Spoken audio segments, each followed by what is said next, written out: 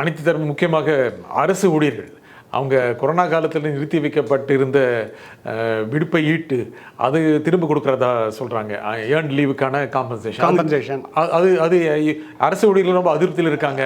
முக்கியமாக உங்களை எதிர்க்கட்சி ஆக்கிடுவோம் அப்படின்னு மிரட்டுறாங்க. அவங்கள இதை திருப்திப்படுத்துமா? அதான் அது இப்போ அவங்க பழைய பென்ஷன் திட்டம் ரொம்ப வருஷமாக இந்த ஆட்சி மாற்றத்துக்கும் அது ஒரு முக்கியமான அவர்களுடைய ப்ராமிஸ் இருந்தது. பழைய பென்ஷன் திட்டத்தை கொண்டு வருவோம் அப்படிங்கிறது அது சாத்தியம் இல்லை, நிதி நெருக்கடினால அது சாத்தியம் இல்லை. அப்படிங்கிறதுனால இது ஒரு சின்ன ஒரு கிஃப்டாக, பெரிய கிஃப்ட்டுக்கு பதிலாக ஒரு சின்ன கிஃப்டாக இது கொடுக்கப்பட்டிருக்கு. பட் அதை அந்த அளவுக்கு திருப்திப்படுத்துமாங்கிறது தெரியாது. ஏன்னா இது அவர்களுடைய டிமாண்ட் புதிய பென்ஷன் திட்டம் வேண்டாம், பழைய பென்ஷன் திட்டம் வேணும் அப்படிங்கிற அந்த குரல் இருந்து கொண்டு தான் இருக்குது.